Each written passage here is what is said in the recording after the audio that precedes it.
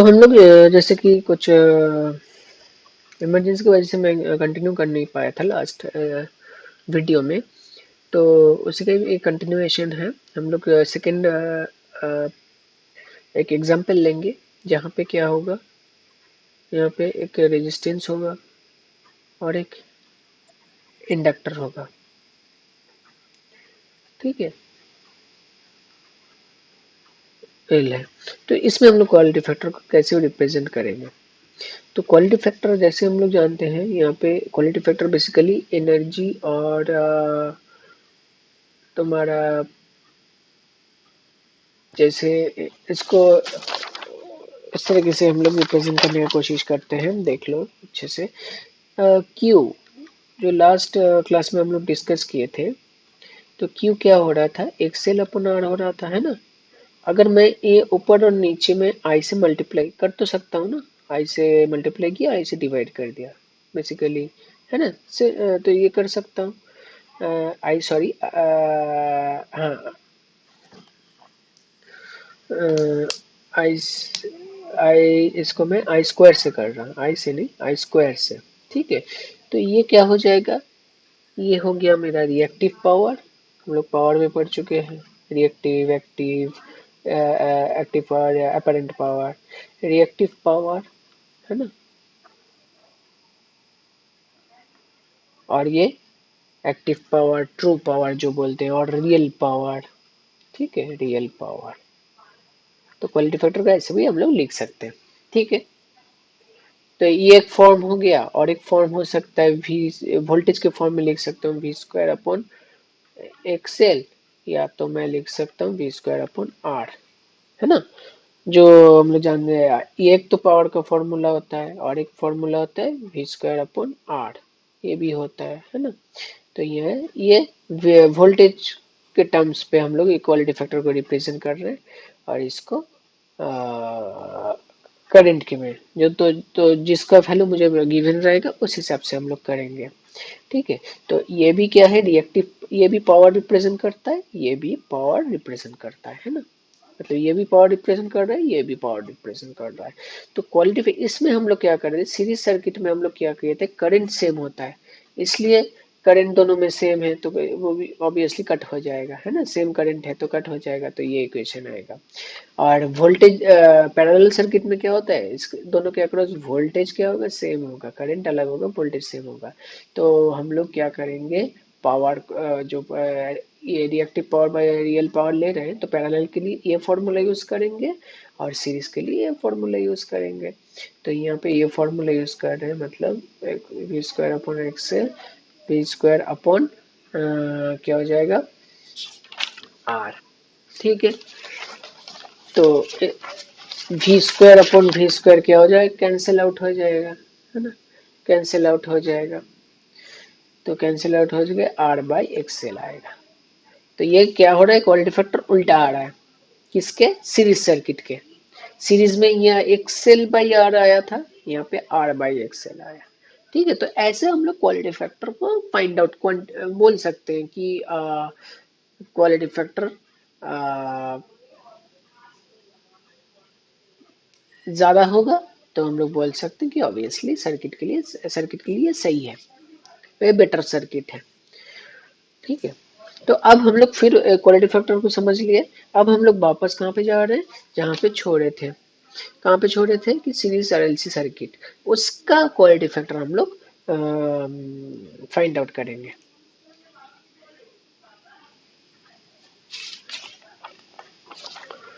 ठीक है, चलो।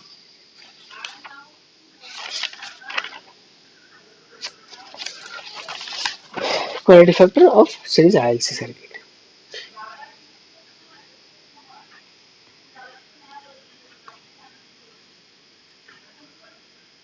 तो यहाँ पे हम लोग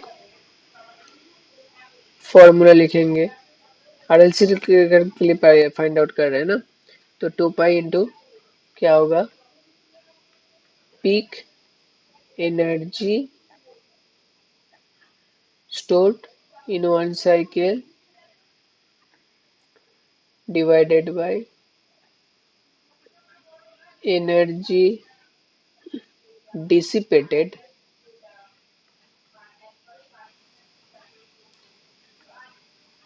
इन वन साइकिल। तो यहाँ पे क्या होगा, 2 पाई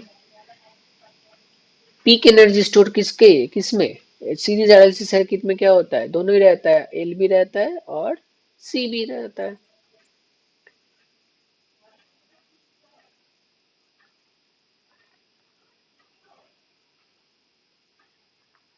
ऐसा होता है ना सीरीज एनालिसिस सर्किट। तो आर एल सी तीनों कंपोनेंट है सीरीज में कनेक्टेड है। अब यहाँ पे क्या होगा, पीक एनर्जी स्टोर्ड पर at a particular time at a particular instant, हम लोग मान रहे हैं पीक एनर्जी जो है वो इंडक्टर में हो रहा है। ठीक है, कैपेसिटर में भी ले सकते हैं, इंडक्टर में भी ले सकते हैं, पीक एनर्जी किसी एक में, और डिसिपेशन तो किसमें होगा, आर में होगा। तो मैं एज्यूम कर रहा हूँ कि मेरा पीक एनर्जी स्टोर जो हो रहा है वो इंडक्टर में हो रहा है। ठीक है, तो एट रेजोनेंस, और रेजोनेंस में क्या होगा, करंट क्या होगा, मैक्सिमम करंट ही फ्लो करेगा ना, I equal to I M at resonance, resonance at resonance current क्या होगा, I equal to I M. ठीक है, तो यहाँ पे आ जाएगा half L I M square, जैसे हम लोग लास्ट उसमें डिराइव किए थे, उसमें सिर्फ आर एल सर्किट के लिए बनाए थे, फाइंड आउट किए थे। यहाँ पे आर एल सी भी है। ठीक है, आइदर मैं इसको half L I M square से लिख सकता हूँ। ठीक है, ये इंडक्टर में मैं एज्यूम किया हूँ कि मेरा पीक एनर्जी इंडक्टर में, अगर पीक एनर्जी कैपेसिटर में भी ले सकते हो तो उसमें क्या होगा, हाफ सी वी स्क्वायर होगा। ठीक है, तो यहाँ पे half L I M square, और बाकी नीचे होगा I square R M S into R into T. तो ये ऑब्वियसली जो लास्ट उसमें देखा था ऐसे ही आएगा, omega not X L upon R, तो ये क्वालिटी फैक्टर आएगा। ठीक है, तो क्वालिटी फैक्टर इक्वल टू इतना आएगा। अगर मैं कैपेसिटर लेके करता, कैपेसिटर से आता मेरा 1/ओमेगा नॉट सी आर। ठीक है,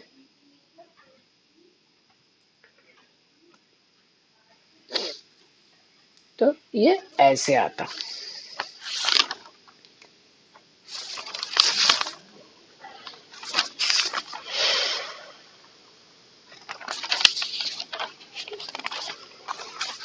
ठीक है,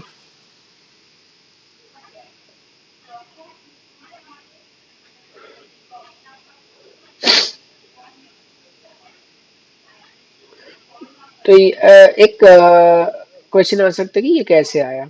ठीक है, तो एक बार उसका भी करके मैं हम लोग देख लेते हैं। ठीक है, तो ये हाफ सी वी स्क्वायर हम लोग लिखेंगे। ठीक है, सी वी मतलब वी क्या है, ये तो कैपेसिटर के अंदर से जो करंट है वो आई एम है, और इसके अक्रॉस सी के अक्रॉस अगर वोल्टेज हम लोग लेते हैं तो ये वी नॉट, वी नॉट क्या है, इसके अक्रॉस वोल्टेज मान लेते हैं वी नॉट है।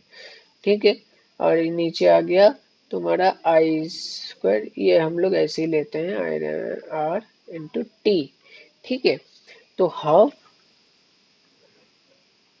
सी वी के वी स्क्वायर के जगह पे मैं बोल सकता हूँ जो करंट फ्लो करेगा इंटू एक्स सी स्क्वायर बोल सकता हूँ ना, क्योंकि वी नॉट इक्वल टू क्या है, आई एम इंटू एक्स सी, है ना, वही है आई इंटू जेड। तो यहाँ पे वोल्टेज कितना होगा, आई एम टू एक्स सी। ठीक है, अपॉन ये हो जाएगा, इसको भी हम लोग कर लेते हैं I M square two R T ऐसे आएगा। तो ये कैंसिल आउट हो गया, ये भी कैंसिल हो जाएगा।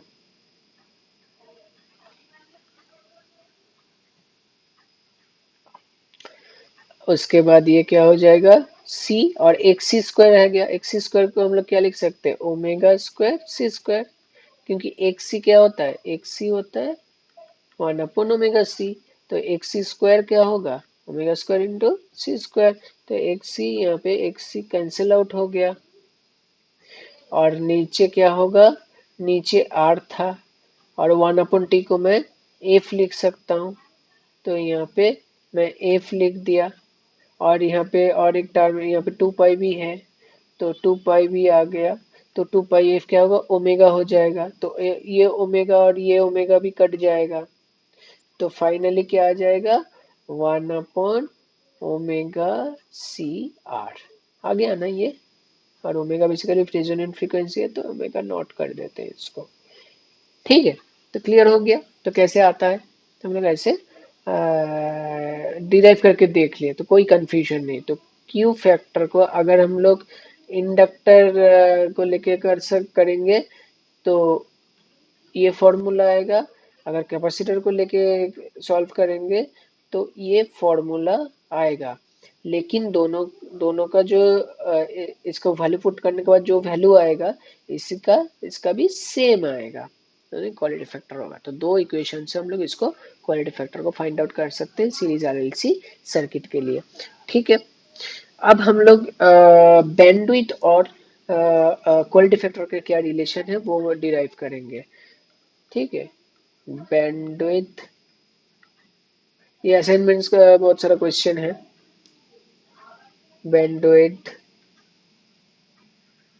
तो bandwidth, relation between bandwidth and quality factor Q, relation relation between bandwidth and quality factor. तो हम लोग जानते हैं बी इक्वल टू क्या होता है, आर अपॉन एल होता है ना। अब हम लोग क्या कर रहे हैं, दोनों साइड में, ये लेफ्ट हैंड साइड है, ये राइट हैंड साइड है इक्वेशन का। तो दोनों साइड में मैं क्या कर रहा हूँ, दोनों साइड में ओमेगा से, दोनों साइड में एक बार थोड़ा रीअरेंज कर लेते हैं। रीअरेंज मतलब इसको एल बाई आर कर लेते हैं, और इसको 1/बी, मतलब इसी के क्वेश्चन को ऐसे लिख रहे हैं सेम, क्योंकि ये इस साइड आ जाएगा तो 1/बी हो जाएगा, और ये इस साइड नीचे आ जाएगा और एल ऊपर आ जाएगा। अब इसको हम लोग ओमेगा नॉट से मल्टीप्लाई करते हैं। कुछ समझ में आ रहा है क्यों ओमेगा नॉट से हम लोग मल्टीप्लाई किए?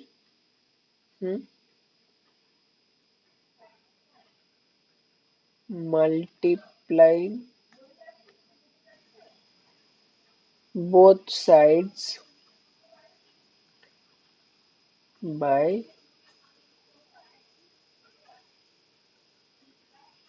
Omega naught. हैंड राइटिंग यहाँ पे थोड़ा मुश्किल हो रहा है, तो समझ में तो आ रहा है, आई होप। तो इसको थोड़ा मतलब इसको चीज को पहले समझ लो। ठीक है, multiplying both sides by omega naught. तो मैं ये क्यों ओमेगा नॉट से दोनों साइड मल्टीप्लाई किया, क्योंकि ये वाला पार्ट कुछ जाना पहचान से लग रहा है, यही तो क्वालिटी फैक्टर है। This is nothing but quality factor Q equal to omega naught by B. So this is the relation between quality factor and bandwidth. तो इस रिलेशन से क्या पता कर चल रहा है कि एट कांस्टेंट फ्रीक्वेंसी, मतलब रेजोनेंट फ्रीक्वेंसी, हम लोग रेजोनेंट फ्रीक्वेंसी सेट कर दिया, वो तो कांस्टेंट बन गया। तो ये इक्वेशन में क्या वेरिएबल हुआ, वेरिएबल हुआ क्यू एंड बी। अगर बी को मैं इंक्रीज करूंगा तो क्यू का में घट जाएगा, और बी को मैं घटाऊंगा तो क्यू बढ़ जाएगा। मतलब बी को मैं इंक्रीज कर रहा हूँ तो ये रेशियो क्या होगा, इसको मैं इंक्रीज कर रहा हूँ तो रेशियो, ये तो फिक्स्ड है 1 है, इसको मैं बढ़ा रहा हूँ तो क्या होगा, ये रेशियो कम हो जाएगा। तो बैंडविड्थ इंक्रीज होगा तो क्वालिटी फैक्टर डिक्रीज होगा, और उल्टा क्या है, बैंडविड्थ को मैं अगर डिक्रीज करता हूँ क्वालिटी फैक्टर क्या होगा, इंक्रीज करेगा। Clear, this is. तो ये मैं एक ऑब्जर्वेशन देख रहा हूँ कि क्वालिटी फैक्टर और बैंडविड्थ का ये है। तो इसको हम लोग अगर मैं ग्राफिकली समझाऊं तो क्या है, इसका मीनिंग क्या है, देखो।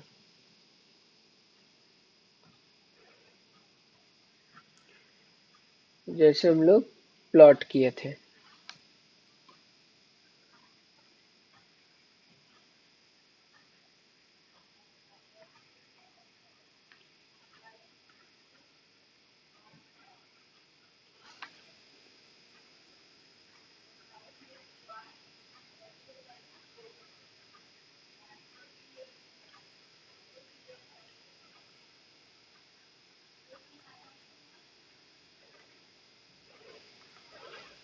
इसको प्लॉट कर लेते हैं।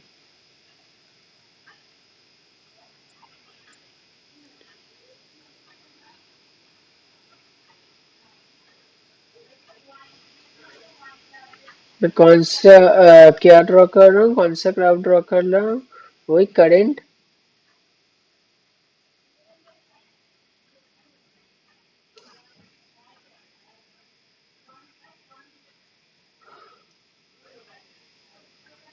Current versus omega. हाँ, इसका ग्राफ कैसे आया था? कुछ इस तरीके से आया था, ऐसे आया था ना। और ये मेरा क्या आया था? Resonant frequency. रेजोनेंट फ्रीक्वेंसी में मेरा करंट कितना था? मैक्सिमम आई एम हो गया। और बैंडविड्थ आया था, ये half power frequency, half power points है, और ये पॉइंट्स किस फ्रीक्वेंसी में आ रहा है? उस फ्रीक्वेंसी को हम लोग बोल रहे हैं लोअर कट ऑफ फ्रीक्वेंसी, और एक हो रहा है अपर कट ऑफ फ्रीक्वेंसी। और इसी को ही हम लोग क्या बोलते हैं? अपर cut off frequency minus lower cut off frequency को ही बैंडविड्थ बोल रहे हैं। अब देखो, अब मैं क्या बोल रहा हूँ, मेरा रिलेशन क्या था? क्वालिटी फैक्टर और बैंडविड्थ का। तो बैंडविड्थ अगर इंक्रीज करता है, बैंडविड्थ अगर, मैं पहले क्या बताता हूँ कि बैंडविड्थ, बैंडविड्थ को पहले ऐसे करते हैं, डिक्रीज करते हैं। बैंडविड्थ डिक्रीज मतलब ये और कम हो जाएगा, है ना? तो क्वालिटी फैक्टर बढ़ेगा। तो बैंडविड्थ अगर डिक्रीज करते हैं, ये डॉटेड से बनेगा, बैंडविड्थ को मैं डिक्रीज कर रहा हूँ।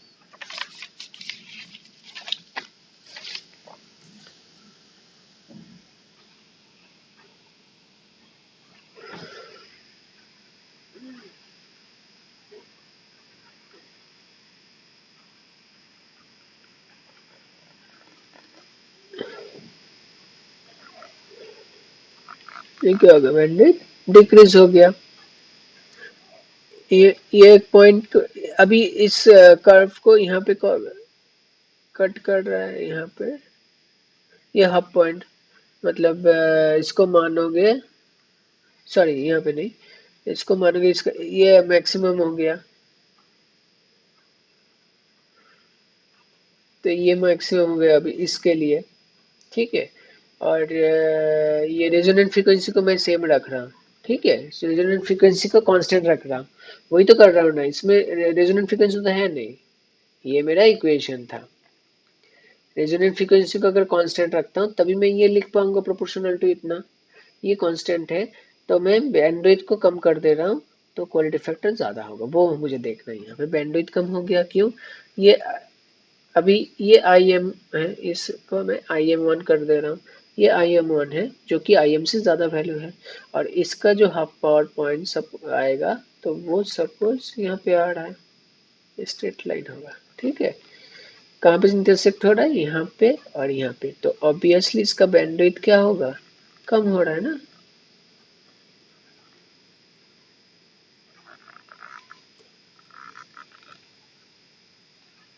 दूसरा कलर ले लो तो अच्छे से समझ में आएगा, ठीक है। तो ये इसका बैंडविड्थ है, ये भी पॉइंट्स है, इसका बैंडविड्थ है। तो ये भी बैंडविड्थ क्या हो गया? ये B1 हो गया। पहले B था, ये B था, उससे कम हो गया B1। तो B1 कम हो गया तो करंट क्या हो रहा है? करंट बढ़ गया ना। करंट बढ़ गया मतलब पावर क्या हो गया? पावर भी बढ़ा। करंट इंक्रीज होगा तो पावर भी इंक्रीज होगा ना, क्योंकि P इक्वल टू क्या है? P equal to I square R होता है। और पी को टाइम से मल्टीप्लाई करोगे तो वो एनर्जी देगा।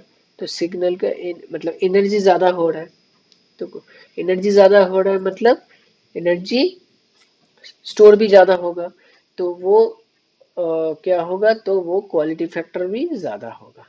एनर्जी अगर ज्यादा होता है तो क्वालिटी फैक्टर भी ज्यादा होगा, क्योंकि quality factor is nothing but the energy ratio. ठीक है, तो एनर्जी भी इंक्रीज होगा, क्वालिटी फैक्टर भी इंक्रीज होगा। तो इसका मतलब करंट ज्यादा हो रहा है मतलब क्वालिटी फैक्टर इंक्रीज हो रहा है। तो जितना बैंडविड्थ कम होगा उतना ये शार्प होते जाएगा। मतलब ये क्या हो रहा है, ये शार्प हुआ ना उतना एकदम शार्प। और भी अगर बैंडविड्थ को घटा दोगे तो एकदम शार्प हो जाएगा। तो बैंडविड्थ एकदम कम रेंज में हो जाएगा, तो उतना पिन पॉइंट हो जाएगा, मतलब सिलेक्टिव हो जाएगा, मतलब शार्पनेस। तो ये क्वालिटी फैक्टर क्या बता रहा है, रेजोनेंस के टाइम पे क्या बता है, ये शार्पनेस ऑफ द रेजोनेंस बता रहा है। तो इसलिए देखोगे मैं जो बुक शेयर किया हूँ उसमें भी लिखा हुआ है, मेरा जो नोट्स है उसमें भी लिखा हुआ है कि ये जो क्वालिटी फैक्टर है, quality factor basically the sharpness of the sharpness of the resonance in resonant circuit is measured by the quality factor।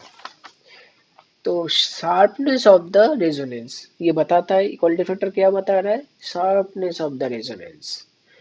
तो रेजोनेंस का शार्पनेस, क्वालिटी फैक्टर कम होगा कब, जब बैंडविड्थ इंक्रीज होगा। तो जब बैंडविड्थ इंक्रीज होगा तो ये पीक भी क्या होगा, पीक कम होते जाएगा ना। बैंडविड्थ इंक्रीज करोगे तो सपोज यहाँ पे और एक मैं ले लेता हूँ, एक कर्व ले लेता हूँ। कर्व मतलब सर्किट अलग हो गया, सर्किट मतलब सर्किट में पैरामीटर्स अलग हो गए। तो ये मैं ऐसे ले रहा हूँ, तो यहाँ पे मानो मेरा सर्किट ऐसे हो गया। ठीक है, तो अब मेरा ये हो गया आई एम इस सर्किट के लिए, आई एम टू। और इसका बैंडविड्थ क्या होगा, बैंडविड्थ क्या होता है, जब ये I M by root two half power points यहाँ पे आएगा, है ना, हाफ पॉइंट। और हाफ पावर पॉइंट्स जिस फ्रीक्वेंसी में आता है वो वही दो फ्रीक्वेंसी के बीच का जो जितना भी रेंज है उसको ही हम लोग क्या बोलते हैं, बैंडविड्थ बोलते हैं। तो बैंडविड्थ क्या होगा, बढ़ गया, और शार्पनेस क्या हो गया, कम हो गया। करंट का वैल्यू कम हो गया ना, करंट का वैल्यू कम हो गया मतलब क्यू कम हो गया, क्वालिटी फैक्टर गिर गया। बैंडविड्थ इंक्रीज हो गया, क्वालिटी फैक्टर कम हो गया। तो ये क्या हो रहा है, शार्पनेस को बता रहा है, किसका, रेजोनेंस के, रेजोनेंस कम हो जा रहा है, रेजोनेंस का शार्पनेस कम हो गया, है ना।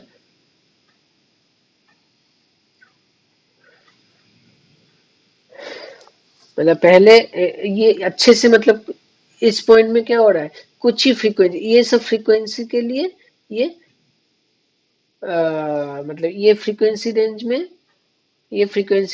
मेरा बैंडविड्थ था। तो इस बैंडविड्थ के फ्रीक्वेंसी में मुझे ये सिग्नल मिलेगा, ये वाला सर्किट के सिग्नल को मिलेगा। बेसिकली ये कैसे बैंडविड्थ चेंज होता है, बैंडविड्थ का क्या वैल्यू है, आर बाई एल है। तो इसको चेंज करके मैं बैंडविड्थ चेंज कर सकता हूँ, है ना। तो ये एक सर्किट के लिए है, ये एक सर्किट पैरामीटर्स के लिए है, ये एक सर्किट मतलब सीरीज, सभी सीरीज आरएलसी सर्किट है, लेकिन उसमें पैरामीटर्स आरएल का वैल्यू हम लोग चेंज करके इसको क्वालिटी बैंडविड्थ को चेंज कर रहे हैं, है ना।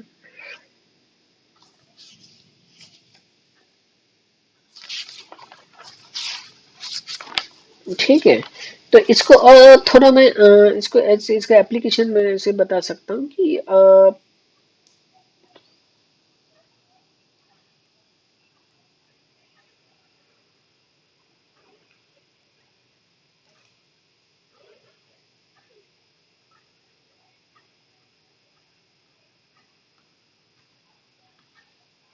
हाँ, तो ऐसे क्या है, इसका फायदा क्या है, ये जो हम लोग ले रहे हैं बैंडविड्थ, बेसिकली ये जो bandwidth total frequency range, government में जो रेडियो सिग्नल से मैं बताया था ना, रेडियो सिग्नल से यहाँ पे बहुत सारा रेडियो सिग्नल्स है, इतना बैंडविड्थ गवर्नमेंट ने छोड़ा हुआ है, टोटल इतना रेंज है फ्रीक्वेंसी का टोटल। ठीक है, यहाँ पे ही है 98.3 है, यहाँ पे 94.3 है, यहाँ पे मानो 101.2 है। ठीक है, तो ये सब रेडियो स्टेशन है। तो ये इतना मेगा हर्ज होता है ना, ये बेसिकली क्या बता रहा है, ये बेसिकली रेजोनेंट फ्रीक्वेंसीज है। वो इतना फ्रीक्वेंसी में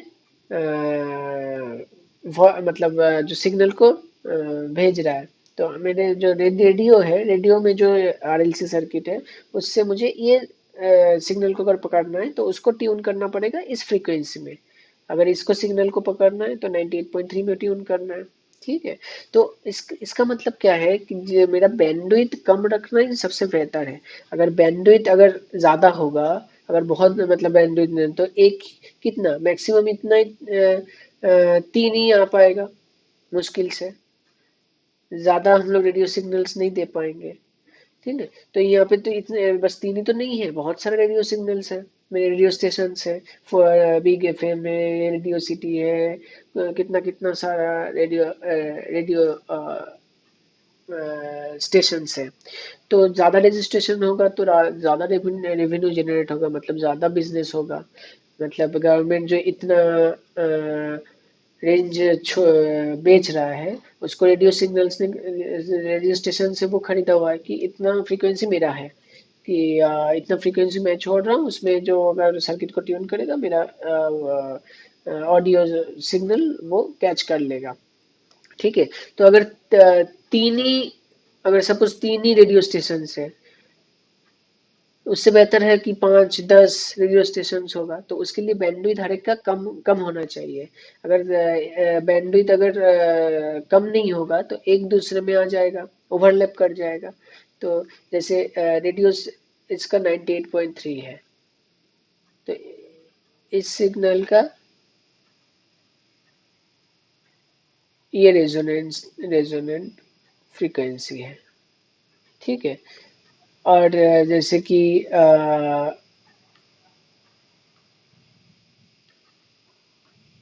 101 है, तो इसमें जो रेजोनेंट फ्रीक्वेंसी है, ये इस रेंज का है। इसका प्लॉट कुछ इस तरीके का है।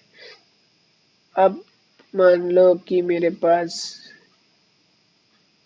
94.3 है, तो इसका रेजोनेंट फ्रीक्वेंसी है ये। तो तुम देख रहे हो, ठीक है, तो जैसे कि यहाँ पे देख रहे हो इस सभी का मैं एक ही पीक ऑलमोस्ट लिया हूँ ये समझाने के लिए। ठीक है, तो यहाँ पे देखो इसका बैंडविड्थ आ जाएगा इतना, ये इसका बैंडविड्थ आ गया B1 सपोज, और रेड में आ गया, इसका बैंडविड्थ होगा इतना,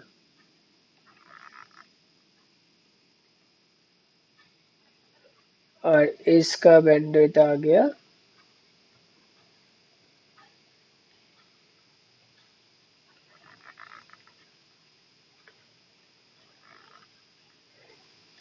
इतना, B3। ये हो गया, B2 हो जाएगा, B1 B2 B3। तो ये बैंडविड्थ ओवरलैप नहीं कर रहा है, तो इसमें कोई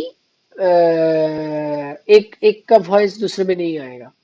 अदरवाइज क्या होगा, अगर बैंडविड्थ अगर एक ओवरलैप करता है, ये यहाँ पे ना होके कुछ इस यहाँ पे आ जाएगा, तो यहाँ पे क्या हो रहा है, बैंडविड्थ ओवरलैप कर जा रहा है। तो यहाँ पे इस फ्रीक्वेंसी में अगर ट्यून करोगे तो वहां पे दोनों ही वॉइस आ जाएगा, तो दोनों का गाना मर्ज हो जाएगा। तो ये डिस्टॉर्शन, मतलब अच्छे से को जो ये गाना सुनना चाह रहा था वो दूसरा गाना भी सुने, तो दोनों गाना ही अच्छे से सुन नहीं पाएगा कोई। तो इसलिए क्या किया जाता है, एक गैप होता है, जैसे ये भी होता है ना कोई भी। तो एक चीज गौर करके देखोगे कि 98.3 होता है रेड एफएम, और एक होता है 95.8, ये होता है रेड एफएम,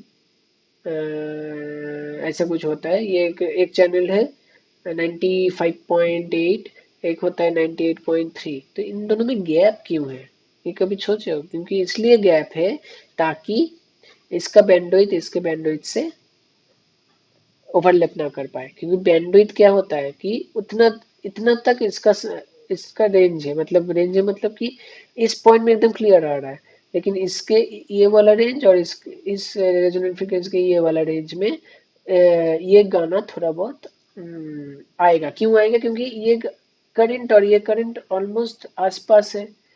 ये फ्रीक्वेंसी में करंट क्या है, इसके नियरेस्ट करंट है।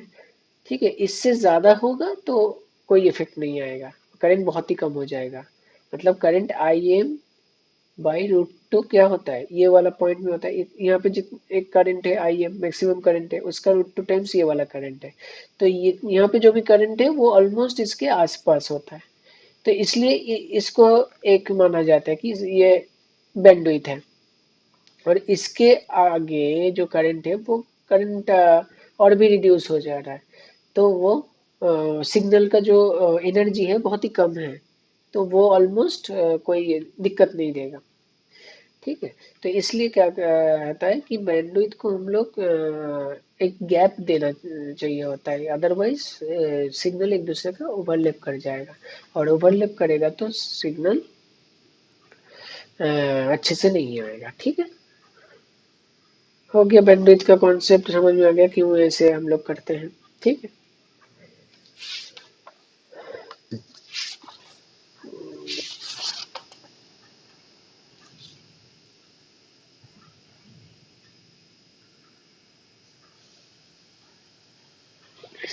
तो हम लोग यहाँ पे क्या किए, यहाँ पे एक सेकंड सिलेक्ट कर लेते हैं ये ब्लैक कलर की।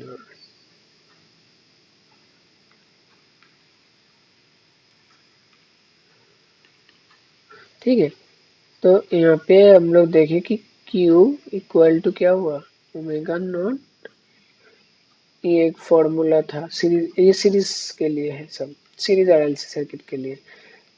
Q equal to omega not upon B, ये एक फॉर्मूला है। ठीक है, तो इस फॉर्मूला का यहाँ पे बी, इस फॉर्मूला और भी थोड़ा सिंप्लीफाई कर सकते हैं, बी की जगह पे लिख सकते हैं आर अपॉन एल। तो ये हो जाएगा omega not L upon R. हो गया ना, ये आ गया। ठीक है, तो इसका 1 अपॉन, ये सब फॉर्मूलाज है। ठीक है, तो ऐसे हम लोग फॉर्मूला को डिफाइन कर सकते हैं। अब हम लोग यहाँ पे क्या कर रहे हैं, करना चाह रहे हैं कि जैसे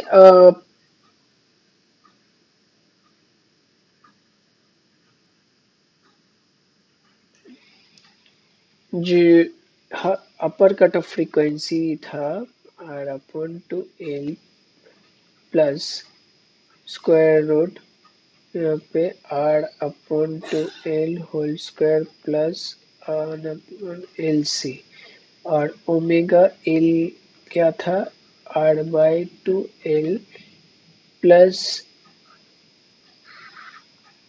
ये माइनस होगा, और यहाँ पे R by two L whole square 1/L से।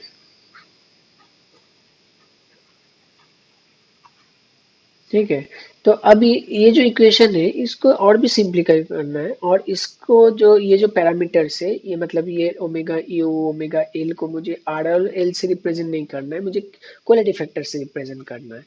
तो मैं कैसे करूंगा, तो यहाँ पे ऐसे कर सकते हैं, देखो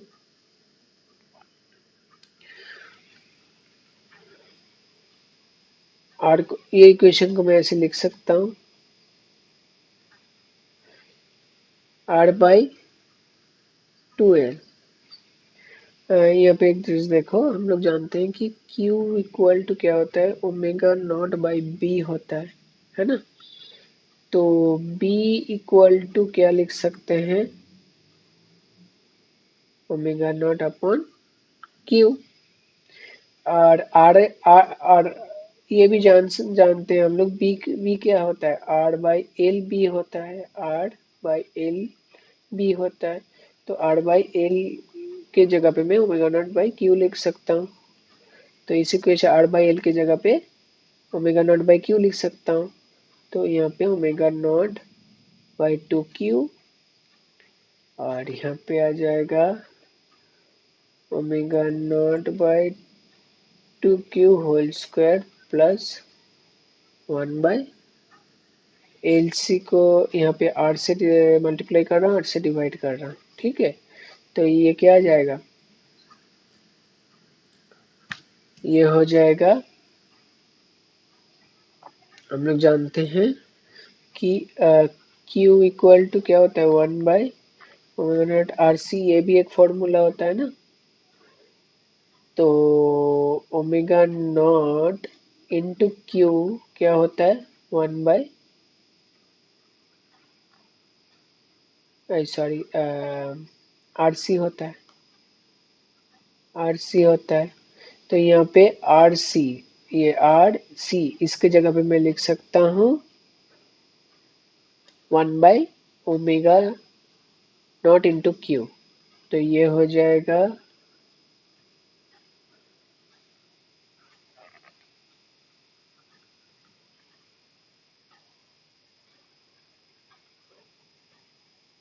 to Q plus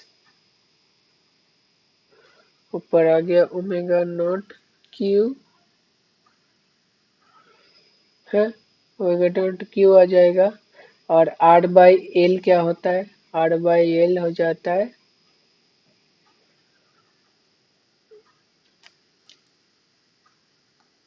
are by L हो जाता है omega not, R by L क्या होता है, ये वाला हो जाएगा। इसके जगह पे मैं क्या लिख रहा हूँ, ये 1 बाई आर सी हो गया। तो इसके जगह पे मैं ओमेगा नॉट इंटू क्यू लिख दिया और बचा R by L. R by L क्या होता है ओमेगा नॉट बाई क्यू। तो और एक आएगा ओमेगा नॉट बाई क्यू। तो क्यू क्यू कैंसिल आउट हो जाएगा, ये ओमेगा स्क्वायर हो जाएगा। तो ओमेगा को मैं क्या कर रहा हूँ, टू क्यू ओमेगा को कॉमन ले रहा हूँ, ओमेगा स्क्वायर को कॉमन ले रहा हूँ, बाहर आ जाएगा तो ओमेगा वर्क सिर्फ हो जाएगा 1/2q होल स्क्वायर प्लस 1, है ना।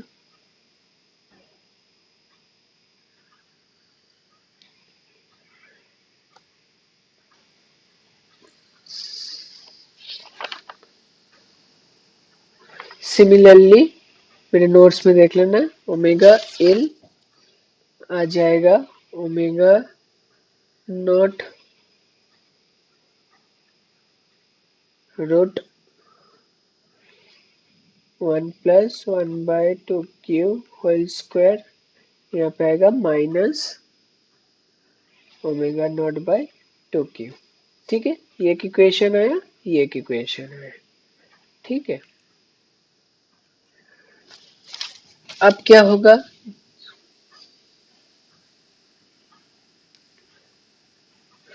तो Q जनरली हम लोग का क्या होता है, हाई होता है। Q जनरली हाई होता है, तभी तो एनर्जी, मतलब एनर्जी मेनली में हम लोग का मोटिव क्या है, स्टोर करना, ये ज्यादा होता है।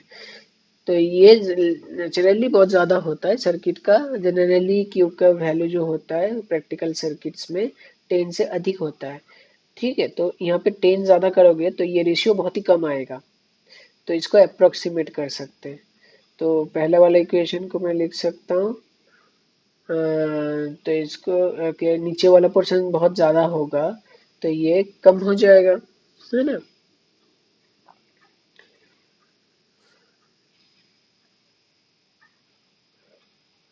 और ओमेगा बाई क्यू को क्या लिख सकते हैं, omega by Q basically B होगा, b/2। और यहाँ पे क्यू ज्यादा होगा तो ये वाला नेग्लेक्ट कर सकता हूँ, ये वाला बहुत ही कम वैल्यू आएगा। ठीक है, तो उस वैल्यू को हम लोग नेग्लेक्ट कर सकते हैं। तो स्क्वायर रूट 1 में क्या होगा, 1 ही होगा। ठीक है, तो ये ओमेगा नॉट होगा। सिमिलरली इस इक्वेशन में भी मुझे करना है, इस सेकंड इक्वेशन में भी डब्ल्यू एल के लिए, डब्ल्यू एल के लिए क्या होगा, डब्ल्यू एल के लिए देखो ये 1/क्यू, क्यू के वैल्यू बहुत ज्यादा है तो ये रेशियो बहुत ही नेग्लिजिबल होगा। तो स्क्वायर रूट के अंदर में बस 1 ही हम लोग कंसिडर करेंगे, तो ये ओमेगा नॉट होगा और माइनस ये क्या होगा, ओमेगा नॉट बाई क्यू क्या होता है, बी होता है, तो बी अपॉन 2। तो ये दो फॉर्मूला को मैं और एक बार लिख लिया, ये हो गया पहला वाला हो गया omega not plus B by 2 होगा, और अपर कट ऑफ फ्रीक्वेंसी और लोअर कट ऑफ फ्रीक्वेंसी ये होगा माइनस, दोनों इक्वेशन क्या इस टाइप का हो गया। ठीक है, तो ये कभी कभी ये भी इक्वेशन हम लोग यूज कर सकते हैं न्यूमेरिकल सॉल्व करने के लिए। ये हाई क्यू सर्किट के लिए ये इक्वेशन हम लोग यूज करेंगे, अगर हाई क्यू नहीं है तब हम लोग को वही ये अप्रोक्सीमेशन है हाई क्यू के सर्किट के लिए।